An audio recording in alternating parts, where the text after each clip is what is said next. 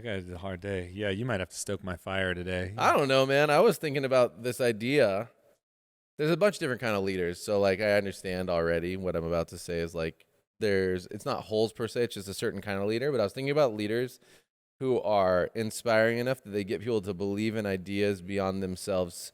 So, i.e., companies always just have this thing happen. I've seen it everywhere. We've seen it in our company. Leaders come, they lead. Well, they get brought up by whoever. If it was just in our company, they get brought up now by other people, but at times by us. They get put into leadership positions, and then they're charged with leading, right? And I was thinking about those times in other companies as well, where everybody who works for a leader are there more for the leader than they are for the company as a whole. And when that leader either moves on, moves to a different position, whatever the case may be, like there's this really is the whole company like backslides for a little while. A bunch of people leave. There's like turnover, et cetera, et cetera. And I was trying to, I was just coming to this idea that I'm inspired by the idea of leaders being inspiring to others and helping people to grow into seeing a bigger picture and to getting people to believe in a concept beyond the human that they are, right? So like you always talk about ideas. I talk about ideas and things, and even if I'm incredibly passionate about them and maybe even inspiring because I'm passionate about them, the ideas alone should be inspiring enough to follow with or without me being the catalyst for that growth. Absolutely. I 100% agree with you, and that touches base on a lot of the things that I was writing in about Stoked your fire. Seeing opportunity versus limitations, and where it comes into play is this will connect this fucking this is just nice. I was trying to crunch it, not in the microphone. Can you zoom in on that? It's just like punch. I crunched one, the other one's all. Maybe slow-mo that. Not today, Satan. That would be cool. And seeing why we come to work and what we get the opportunity to do when we come to work. So any job we get, we're put into a framework. Mm-hmm. And the position that we're in has certain opportunities, certain limitations. And then let's add on your idea onto it. Okay. When you're working at a certain level, you have a certain leadership that's associated with that level. Mm-hmm.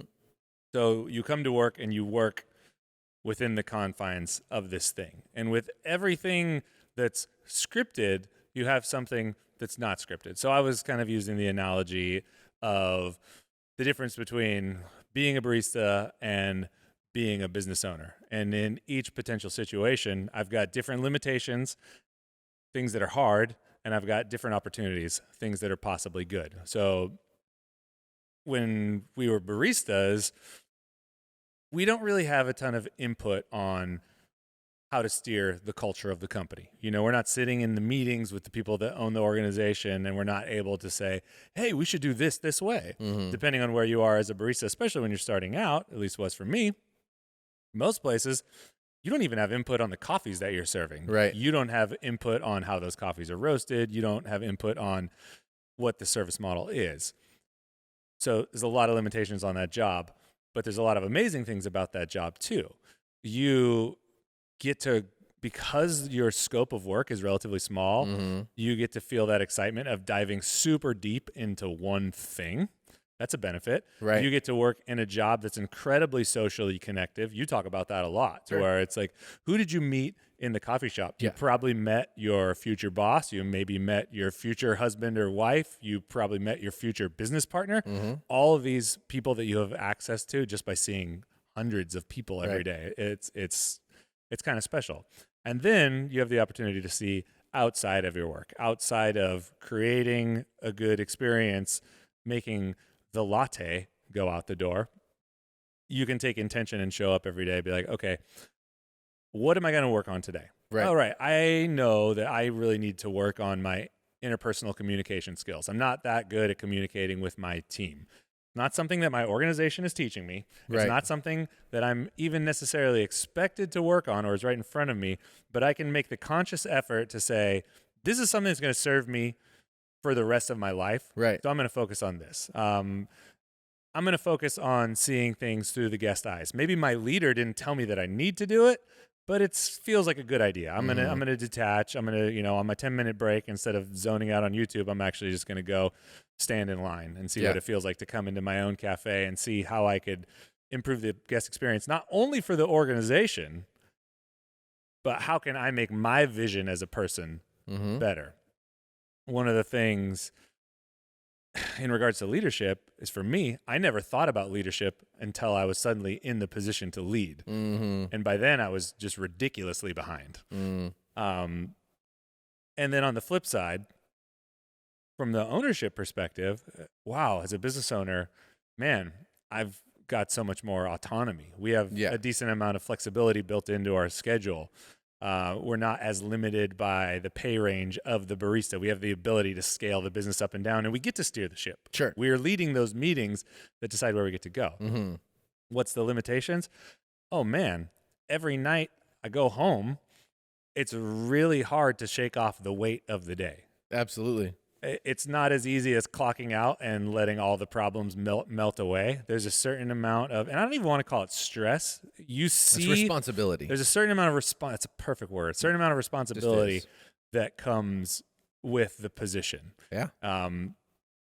And owners make just as many excuses as employees do. So employees are making excuses like, oh, the organization that I work for doesn't support me, or, oh, my job's just too low paying and it doesn't provide me any opportunity.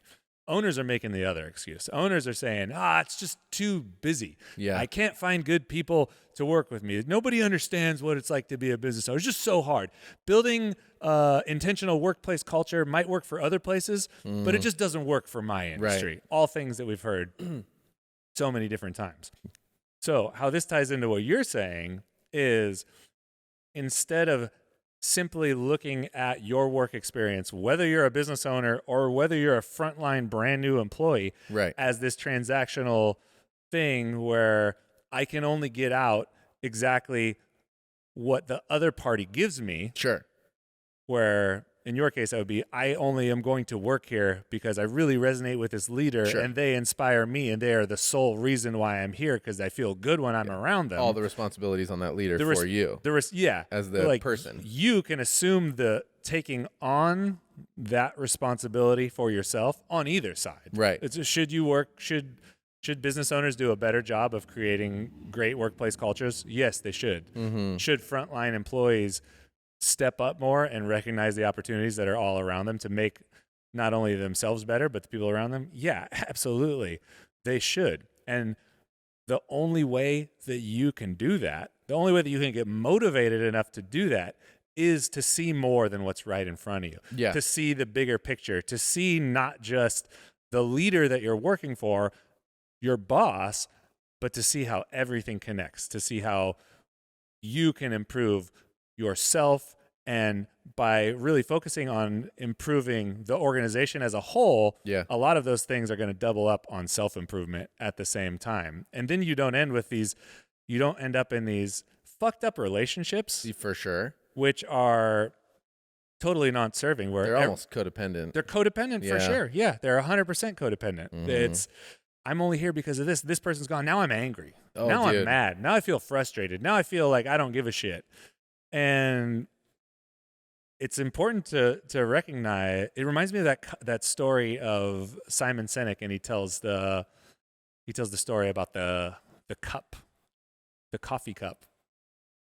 I don't know if I know that story. Such a good story. It was Tell the people, Chris. Someone, I can't remember this person's position, but they were super esteemed, high up position. They'd been working in this organization. It might have even been the military for years and years and years and years, and they were invited to speak at this conference. And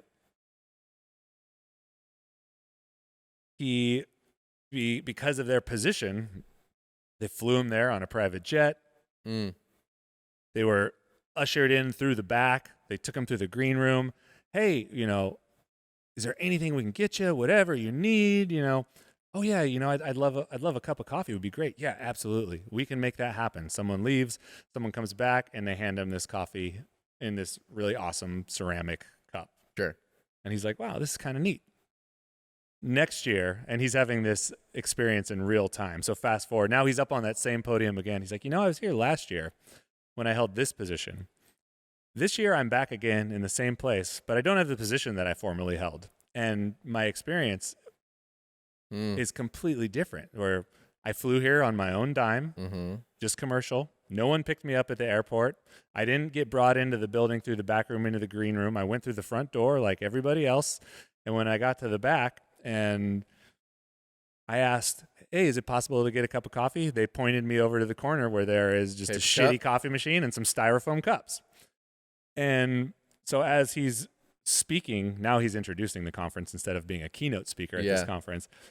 He's saying, now I understand that the cup was never really for me personally. It was for the position that I held. It was for the work that I was doing, and I think that speaks volumes to looking beyond that leadership person and looking at, what's the greater work that I'm doing? Yeah. What am I contributing to? What am I helping to build? Like what's the bigger overarching goal of the organization? And taking that aspect, it's a little bit humbling, because it's humbling for sure. While 100% I believe people do have intrinsic value as a human. There's, something Mr. Rogers says that over and over again that really resonates. Like, you don't have to do anything fantastic or out of control for people to love you. You know, you can be loved just by being you. Sure. But when it comes to work, we're not talking about your value as a human being. We're talking about your contribution to the culture. Yeah. And to do that, you kind of have to show up and do something. You have to show up and do something. Absolutely. And one of the things I get, and I've for sure been, when I was younger, guilty of this as well, but that whole idea of needing your leader to show up to some sort of expectation that you have that is usually more inflated than your expectation of yourself in some capacity, where that codependency kicks in. It's like, and that's what I was thinking about, is how many times have any of us out there, and I'd say in the last 10 years, I've done this, where you go, what are the owners even doing? And then the reality is, if you want to have an amazing business, every leader that's either on site or leading currently, even myself as an owner, the job is to replace the work that you're doing with, like, give it to somebody else so that you can go on and build more things. That is the way to progress a company and a company culture.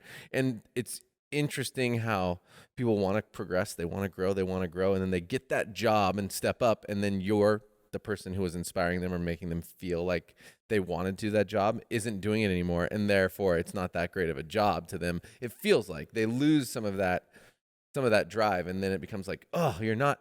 It's like, I got this job and now I have all this work to do, and what are you even doing? And they start stressing out, and then they pass the buck up.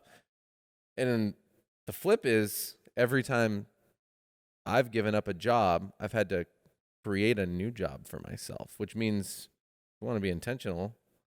Once you get past a certain level in this industry, it's all new. It's going to take time. It's going to take intentionality.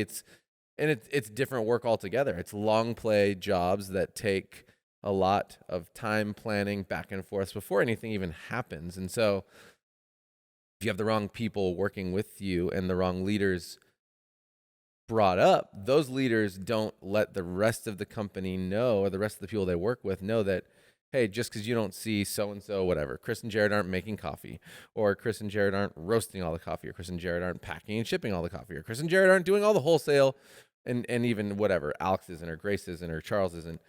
That doesn't mean they're doing less. It means that you have a job in leadership, and that's really neat, and we're growing as a company, and that's an inspiring message. Where a lot of people take that message and they flip it on their head, and they're like, yeah, now they're just not really doing anything, and I'm just overworked and underpaid. And we've all kind of been there, and that's on the leaders who progress, who don't reconnect and like help build those relationships and foster them as the growth happens. But to your exact point, it's not about the position itself. It's about the leader and the bigger picture, and how do we all play together? How do we all make something amazing happen? And that's, to me, is the magic of, and I believe we have those kind of leaders coming into play, where the support is there in the hard times and the good times. The support verbally, I believe, is passed around and spoken well of everybody. And that's a really, really special thing to have in a company. I don't think it's a normal thing to have in a company because the world's culture tells us fend for yourself, get it while you can, get it for you, protect you, me against everybody else. And unless you're in one of those special places, that is true in a lot of spots. I just don't think it has to be. It doesn't have to be, but what if it was and everybody's looking at it wrong? What if the idea of do it for you, get it for yourself, but the best way to actually get it for yourself was to see from the broader perspective of the entire organization and how everything fit together? Right.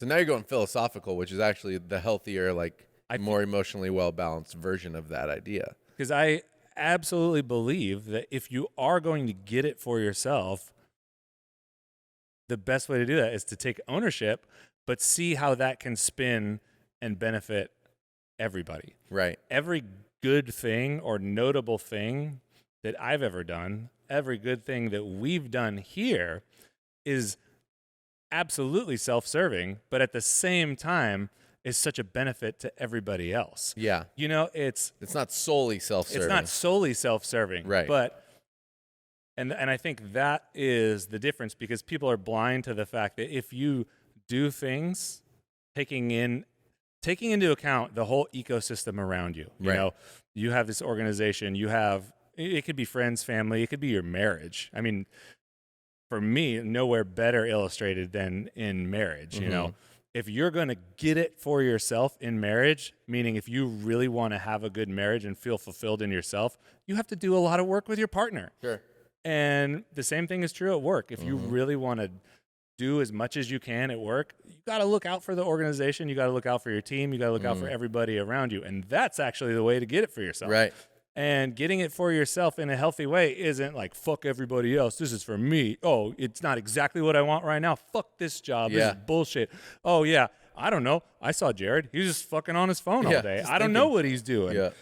Fuck this job. Or like, this is bullshit. If I was the boss, I'd do this, that, and the other. And it's like, hey, how's that working out for you? Yeah. With that attitude, if you were the boss, the business wouldn't be here. How's it going? Somebody had to build the house. The house didn't build itself. This place didn't just exist. And, it's hard to see that work while it's happening. And like you said, the work always changes. The work changes. Every time we do something, we've never done it before. So I know. hell, I couldn't tell you exactly what it's going to be or what it looks like because I'm in the middle of learning it right now. And I'll constantly have lessons. But yeah, I mean, I wish people could see how those cultures can just connect like that. How it's actually really good for people to look out for other people. As it turns out. Yeah. I mean, even this podcast, like, what good is having a great conversation here? If I just wanted to have a conversation with you, I mean, we have tons of these. I could have a conversation with you in private. But the benefit of recording it and building it into the business is that someone gets to learn from it, and that comes back. Hope so. Yeah, it's awesome. I would have definitely been in a different place if I had a podcast like this in my earlier years, and I would have approached a lot of things differently. 100% with somebody speaking like this, and it feels good to help. And at the same time, when we do that, it helps us unpack everything that we need to know. Right. Like, I have clarity after we have these conversations because we get to work through ideas. It's definitely processing. Yeah, no doubt. But and you're right. It does feel good to be helpful. It does feel good to save people time and energy and struggle in places that they don't need to, because we've gone through some stuff now at this point. Did you have an experience recently where someone was, man, what are you even doing? No, I haven't had that in a long time. But it's something that I carried trauma from in general from like the earlier years of our business. Mental trauma, where it's just like, when really I could have been like, I'm trying to figure out the future, is actually what I should have been able to say just confidently. But that wasn't a good enough answer for some of the parties. But that was the truth, trying to figure this shit out. Why do you think people ask those questions? When you experience that, what do you think prompted people to even say, "What are you doing?" Yeah, I really don't know. Like sometimes I feel like they're interested, and then sometimes, and it's just triggering because you assume they're thinking the worst of you. So that's on me. And then other times, like I got an email about somebody wants a reference from an old team member, and this team member used to be like, I needed to know what you guys are doing so that I can believe in this place, and Right. that brought up a lot of like honestly the feeling of like fuck you, like you didn't believe in me enough that like everything that we did in terms of bringing you in here, being super honest and open and transparent, the whole process, delivering on everything we said we were going to deliver on, and then still need to continuously prove myself to you is like is where a lot of that comes from. And I know I'm not the only boss who has lived that. Even middle manager leaders are living that sometimes when whatever, they have paperwork or they have payroll to do, and it just looks like, and maybe they just, it takes time, and people are like, oh, they're just in the office like just chilling or whatever. And then I know that can't be, that's not an isolated incident, because when I was younger I had felt that way at times myself. I don't think I ever got to the point where I was like, you need to tell me what you're doing or else I don't believe in this place. But I've been directly said that, to talk to like that now from a person who works for us. And so that's kind of where that came from. It's like I should have been able to be like, what am I doing? I'm honestly thinking a lot and trying to figure out how to move our company forward so I can provide for more than just myself in the future. If you want the real honest truth. And I should have been able to say that and not feel bad about it. I do think, though, at the time that answer would maybe not have flown as well, but it was the truth. I also would have been like, well, I'm letting the people who I gave my jobs to lead instead of me doing it, and you're not seeing me do that work anymore. And so that's kind of same thing. Still working on the next level with my buds, but I just don't have those jobs anymore, so you don't see everything I do. But I'm working on a lot of things, and they're not all fleshed out yet. Stuff like that. But I mean, I think that might be the challenge of being a business owner if you don't have a vision to grow your company, because you will sometimes get to a point where you do hit that level where you give somebody the job that you had, and then you're like, oh shit, I got to figure out what's next now, because I have worked my way out of a job. It's not even necessarily bad. That just means that more people are like theoretically getting paid more to do more things in your business. It just means you've hit a certain kind of ceiling and you need to work your way to a next level. I think where you're at right now ties in exactly with what you were saying earlier, where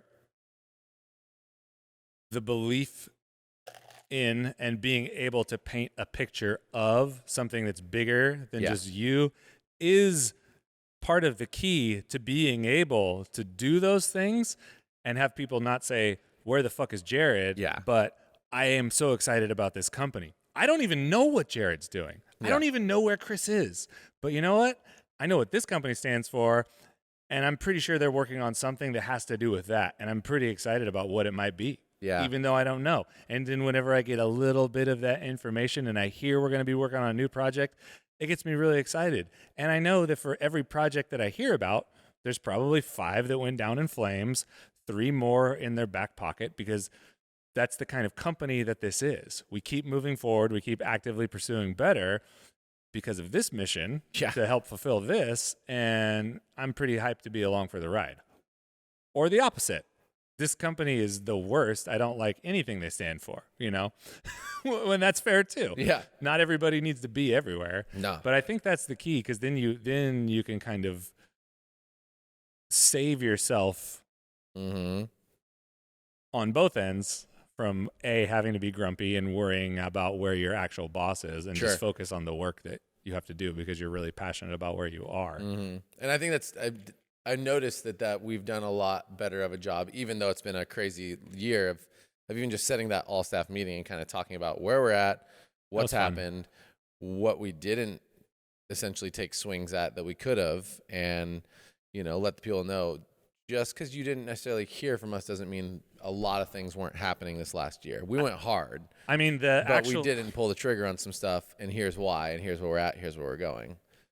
That was really, I think, game changer. Fuck. It really was. And ooh. Yeah, man, for sure. I mean, what have we been doing? Everything you see is what we've been doing. I know. Everything you see. And it's hard to address that without giving credit, which is due to everybody else along the chain. Absolutely. Because we are an organization, but everything that's manifested here is because of the culture that's been set, the ideas that have been brought forward. No, we're not always the people executing, taking everything to Z, but there is something to be said for planting seeds and seeing, oh, cool, I have a plan for this garden. I'm going to put this here. I'm going to put that here. I'm going to put this here. I didn't water everyone. I didn't pick everyone, but sure. I'm on planting a new garden. This thing's growing. That's great. I got people taking care of it. They're doing a great job. That's amazing. It's amazing to see that, but that doesn't happen all by itself. It's not like you wake up one day and everything's just fucking manifested. No, you definitely have to mix it up. You have to plant the seeds. You have to show up for people. Then you have to let those people, those seeds, those projects run on their own a little bit. You don't do them all yourself, and that's the way you continuously foster things. If you're a business owner and you find yourself having to do every single thing yourself, something is missing in that equation. And I think that might be part of what people struggle with at times, is they want to just work with somebody, not work for a bigger cause. And that's okay. It just means that's not what I'm about. That's not what you're about. If we want to grow something, it to me is so simple. You're right. You plant the seeds in the garden. You foster them. You check in with them. You help them. You give a little something here. You give a little something there. You're like a little piece of fertilizer here. You're a little bit of sunlight there. You're a little bit of weeding and pruning there. And then you let them do what they're made to do. That seed is supposed to grow up and produce its own fruit. You don't produce the fruit for the seed. So that's what you have to do. And if you try to get in the way too much, you overprune, you overwater, you whatever, it doesn't grow. And that is absolutely the key to being a good business owner, is letting people do the work, but still being there to support them and as their seedlings into grown full-on plants. And then they should be able to shoot off some seeds. You know what I'm saying? There's a 1-minute seed monologue. That was actually good. We'll go seeds here, dude. I started planting the garden, then you weeded it, and then picked it up and pruned it. Thanks for listening, y'all. This podcast is an extension of our mission to inspire connection by creating memorable experiences. If you want to get more acquainted with what we do, you can go on over to catandcloud.com. There you'll find a little bit of everything. If you want coffee, we got coffee there. If you want to be directed to some other magic media, basically it's your hub for all things Cat and Cloud. If you want to dive in on a deeper level, we do have a Patreon. It's $5 a month, about the price of a latte each month. You get a peek behind the scenes of what we do here, unpacking some of the ideas that we talk about during this podcast, rants and raves, Q&As, Jared and I just talking shit together. Biased opinion, yes, but I think it's a lot of fun. So thanks for listening. Go out and inspire someone to do something amazing. Bye.